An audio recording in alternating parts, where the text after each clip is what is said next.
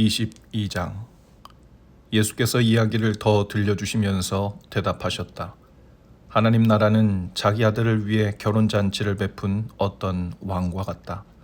왕은 종들을 보내 초대받은 손님들을 모두 부르게 했다. 그런데 손님들이 오려고 하지 않았다. 왕은 다시 종들을 보내며 손님들에게 이렇게 말하라고 지시했다. 식탁에 진수성찬을 차려놓았으니 오셔서 드시기만 하시면 됩니다. 잔치에 오십시오. 그러나 사람들은 무시하고 가버렸다. 한 사람은 밭에 김 매러 갔고 또 다른 사람은 가게에 일하러 갔다. 딱히 할 일도 없었던 나머지는 그 심부름꾼들을 두들겨 패서 죽였다. 왕은 경노하여 군인들을 보내서 그 살인자들을 죽이고 도시를 쓸어버렸다. 그러고 나서 왕이 종들에게 말했다. 결혼잔치는 다 준비되었는데 손님이 없구나. 내가 초대했던 사람들은 자격이 없다. 시내에서 가장 번잡한 거리로 나가 아무나 만나는 대로 잔치에 초대하여라. 종들은 거리로 나가 착한 사람, 못된 사람 할 것 없이 아무나 보이는 대로 사람들을 모아왔다. 드디어 자리가 다 차서 잔치가 시작되었다. 왕이 들어와 장례를 둘러보니 예복을 입지 않은 사람이 눈에 띄었다. 왕이 그에게 말했다. 친구여, 감히 어떻게 그런 모습으로 여기에 들어왔느냐. 그 사람은 아무 말도 못했다. 그러자 왕이 종들에게 명했다. 이 사람을 여기서 당장 끌어내라. 묶어서 지옥으로 보내라. 절대로 다시 오지 못하게 하여라. 초대받은 사람은 많지만 오는 사람은 얼마 되지 않는다는 내 말이 바로 이런 뜻이다. 그때 바리새인들이 예수로 하여금 뭔가 불리한 발언을 하게 해서 그를 올무에 걸리게 할 방도를 의논했다. 그들은 자기네 제자들을 헤롯의 당원 몇 사람과 함께 보내어 물었다. 선생님, 우리가 알기로 당신은 진실하고 하나님의 도를 정확히 가르치고 여론에 개의치 않으며 배우는 사람들의 비위를 맞추지 않습니다. 그러니 우리한테 솔직히 말해 주십시오. 황제에게 세금을 내는 것이 옳습니까? 옳지 않습니까? 예수께서 그들이 수작을 부리고 있음을 아시고 말씀하셨다. 왜 나를 속이려고 드느냐? 왜 나를 함정에 빠뜨리려고 하느냐? 너희에게 동전이 있느냐? 내게 보여라. 그들이 그분께 은화 하나를 건넸다. 여기 새겨진 얼굴이 누구의 얼굴이냐? 그리고 이 위에 있는 것이 누구 이름이냐? 그들이 말했다. 황제입니다. 그렇다면 황제의 것은 황제에게 주고 하나님의 것은 하나님께 드려라. 바리새인들은 말문이 막혔다. 그들은 고개를 절레절레 흔들며 가버렸다. 같은 날 부활의 가능성을 일절 부인하는 사두개파 사람들이 예수께 다가와서 물었다. 선생님, 모세는 말하기를 남자가 자식 없이 죽으면 그 동생이 형수와 결혼해서 자식을 낳아줄 의무가 있다고 했습니다. 여기 7형제의 사례가 있습니다. 마지가 결혼했는데 자식 없이 죽어서 그 아내가 동생에게 넘어갔습니다. 둘째도 자식 없이 죽었고 셋째부터 7째까지 다 그러했습니다. 마지막에는 여자도 죽었습니다. 우리의 질문은 이것입니다. 이 여자는 7형제 모두의 아내였는데 부활 때에는 누구의 아내가 됩니까? 예수께서 대답하셨다. 너희는 두 가지를 크게 잘못 생각하고 있다. 너희는 성경을 모르고 하나님께서 일하시는 방식을 모른다. 부활 때에는 결혼할 일이 없다. 그때 사람들은 천사들처럼 되어서 하나님과 최고의 기쁨과 친밀감을 나눌 것이다. 그리고 죽은 사람의 부활 여부를 둘러싼 너희 추측에 관한 것인데 너희는 성경도 읽지 않느냐? 하나님께서는 분명히 현재 시제로 나는 아브라함의 하나님, 이삭의 하나님, 야곱의 하나님이다 라고 말씀하셨다. 이었다 라고 말씀하지 않으셨다. 살아계신 하나님은 자신을 죽은 자의 하나님이 아니라 산 자의 하나님으로 정의하신다. 이 대화를 듣던 무리가 깊은 감동을 받았다. 예수께서 사두개인들을 압도하셨다는 말을 들은 바리새인들이 힘을 모아 공격에 나섰다. 그 중에 한 종교학자가 대표로 나서서 그분을 무안하게 할 만하다고 여긴 질문을 던졌다. 선생님, 하나님의 율법에서 어느 계명이 가장 중요합니까? 예수께서 말씀하셨다.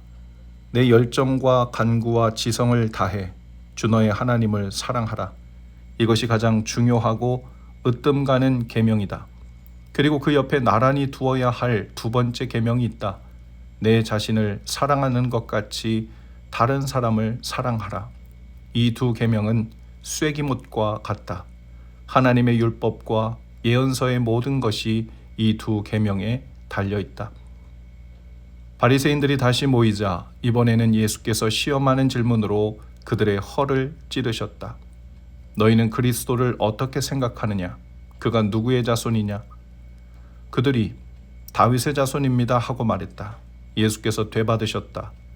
그리스도가 다윗의 자손이라면 다윗이 영감을 받아서 그리스도를 자신의 주님이라고 부른 사실을 너희는 어떻게 설명하겠느냐? 하나님께서 내 주님께 말씀하셨다. 내가 내 원수들을 내 발판으로 삼을 때까지 너는 여기 내 오른편에 앉아 있어라. 다윗이 그를 주님이라고 부르는데 그가 어떻게 동시에 다윗의 자손이 될 수 있느냐? 문자주의자인 그들은 거기서 막혔다. 그들은 남들이 보는 변론에서 또다시 체면을 잃기 싫어 아예 질문하는 것을 그만두었다. 23장.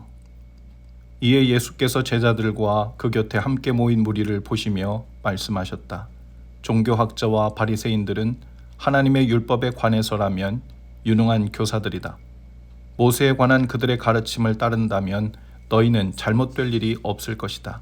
그러나 그들을 따르는 것은 조심하여라. 그들이 말은 잘하지만 그 말대로 살지는 않는다. 그들은 그것을 마음에 새겨 행동으로 옮기지 않는다. 모두 겉만 번지르르한 가식이다.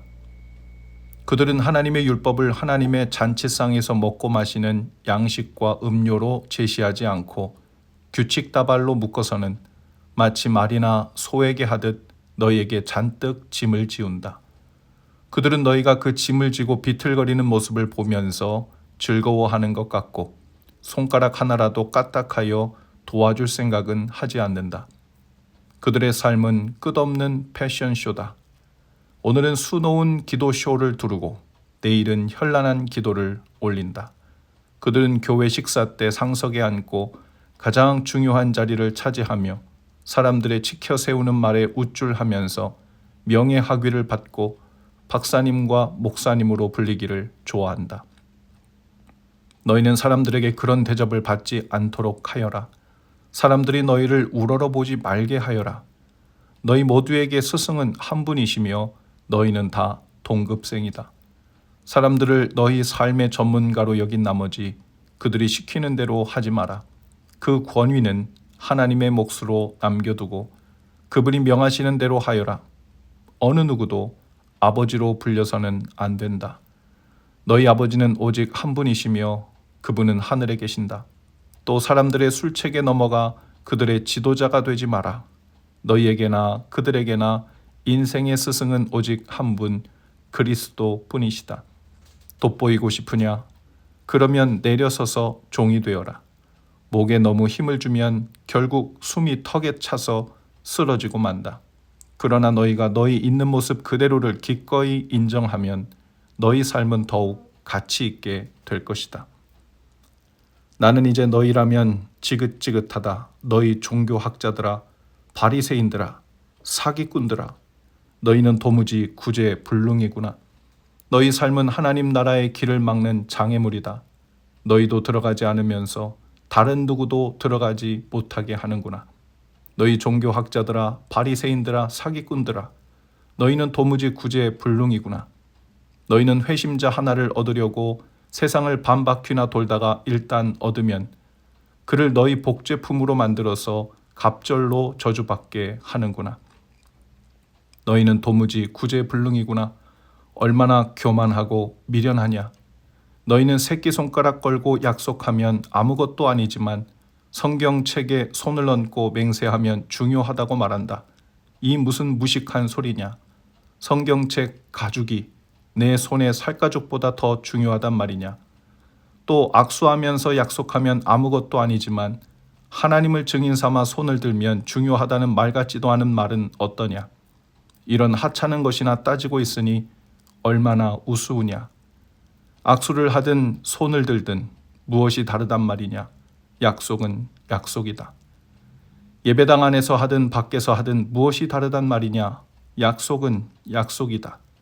하나님은 언제나 그 자리에 계셔서 너희를 지켜보시며 너희에게 책임을 물으신다. 너희 종교학자들아, 바리새인들아, 사기꾼들아, 너희는 도무지 구제불능이구나. 너희는 꼼꼼히 장부를 적어가며 동전 하나까지 11조를 내지만 하나님 율법의 알맹이인 공평과 긍휼과 헌신과 같은 절대적인 기초는 이래도 그만 저래도 그만 안중에도 없다. 정성스런 장부 정리도 좋다만 기초는 반드시 필요하다. 처음부터 끝까지 다 틀려먹은 인생 이야기를 쓰면서 시시콜콜 맞춤법과 구두점을 따지고 있으니 너희 꼴이 얼마나 우스운지 알기나 하느냐. 너희 종교학자들아, 바리새인들아, 사기꾼들아, 너희는 도무지 구제불능이구나. 너희는 햇빛에 반짝이도록 컵과 그릇의 겉에 광을 내지만 그 속에는 너희의 탐욕과 탐심이 득실거린다. 미련한 바리새인들아, 속을 깨끗이 닦아라. 그래야 반짝이는 겉도 의미 있을 것이다. 너희 종교학자들아, 바리새인들아, 사기꾼들아, 너희는 도무지 구제불능이구나. 너희는 잘 가꾼 묘지처럼 잔디도 가지런하고 꽃도 화사하다만 2미터 아래 땅속에는 온통 썩어가는 뼈와 벌레가 파먹은 살뿐이다. 사람들은 너희를 보며 거룩한 사람인 줄 알지만 속을 들여다보면 너희는 완전히 사기꾼이다. 너희 종교학자들아, 바리새인들아, 사기꾼들아, 너희는 도무지 구제불능이구나. 너희는 예언자들을 위해 화강암 무덤을 쌓고 성인들을 위해 대리석 기념비를 세운다. 그러고는 만일 너희가 너희 조상들의 시대에 살았더라면 손에 피를 묻히지 않았을 것이라고 말한다. 말이 지나치다. 너희도 그 살인자들과 근본이 똑같다. 그래서 죽은 사람들의 수가 날마다 늘어나는 것이다. 뱀들아, 비열한 뱀들아, 너희가 여기서 벗어날 수 있을 것 같으냐? 벌을 받지 않아도 될성 싶으냐? 바로 너희 같은 사람들 때문에 내가 예언자와 지혜로운 길잡이와 학자들을 대대로 보냈건만 너희는 대대로 그들을 업신여기고 폭력배들을 보내 그들을 구박하며 쫓아낸다. 너희가 아무리 발버둥 쳐도 여기서 빠져나갈 수 없다. 선한 사람 아벨의 피해로부터 기도 중에 너희에게 죽임을 당한 바라기아의 아들 사가랴의 피까지 이 땅에 흘린 의로운 피 한 방울 한 방울이 다 너희 책임이다. 내가 너희에게 말한다.